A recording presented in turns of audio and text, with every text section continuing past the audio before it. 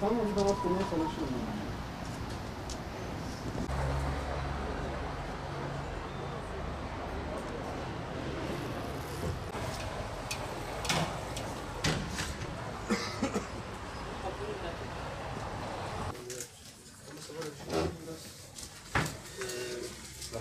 TRT çocuk dergisi var mı? TRT çocuk. Mesai saatleri dışında evde vakit geçiriyorum ben de. Bu vakit süresince de kitap okumaya özen gösteriyorum. Bizim için bilgilendirmek amaçlı, kendimizi gelişim amaçlı büyük bir fırsat oluştu.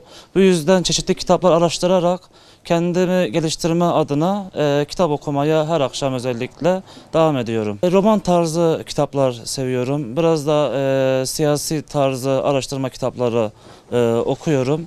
Hem günümüzdeki yaşanan olayları araştırıyorum, hem de geçmişte Türk edebiyatının da yazılan romanları severek okumaya devam ediyorum.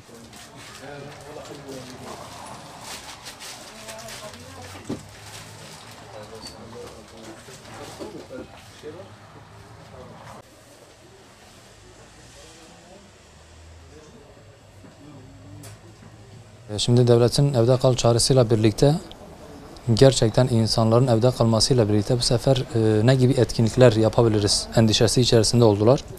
Bundan dolayı da kendisini okumaya verirler. Hem Kur'an-ı Kerim olsun, normal kültürel kitaplar olsun, dini kitaplar olsun. Bu konuda gerçekten insanların şu an bir okumaya yönelme olmuş yani. Tabii kitap satışlarına yansıdı. Normal ebeveynlerin kendi çocuklarının sınava hazırlama kitapları konusunda da olsun, normal kendilerini geliştirme konusundaki kültürel kitaplar olsun, o konuda gerçekten kitap satışlarına yansıdı yani. En tür çok hangi kitaplar satılıyor? Bu konuda mesela LGS'ye hazırlık öğrenciler için, mesela liseye hazırlık öğrencilerimiz bayağı bir kitap alma oldu. Çünkü evde kalıyorlar, boş vakitleri çok. Ne gibi işlerle uğraşacağını bilmedikleri için bu sefer kendilerini sınava hazırlama konusunda bu sefer kitapları almaya yöneldiler. Büyükler de kendilerini geliştirme konusunda, normal kültürel olsun, diğer kitaplar olsun alıyorlar. Halkımızın geneli genel itibarıyla kitap okuma. Yani biz de biraz işin içinde olduğumuz için görüyoruz yani genelde kitap satışımız oluyor.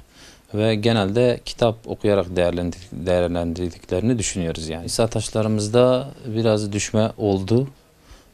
Genelde kırtasiye üzerine değil de kitap üzerine yoğunluk olduğu için biraz onu kapatıyor yani diyebiliriz. Her çeşit kitap gidiyor şu anda. Bulunduğumuz bölge itibariyle genelde dini kitaplar. Halkımızın çoğu dindar olduğu için genelde dini kitaplar, İslami romanlar şeklinde gidiyor yani. Yani evde kalma sürecini bir krizdir, fırsata çevirsinler ve kendilerini olabildiğince geliştirsinler ve virüsten uzak dursunlar. Yani dışarıdan uzak dursunlar. Onun için kitap okumalarını tavsiye ediyoruz. Mustafa. Ben geldim.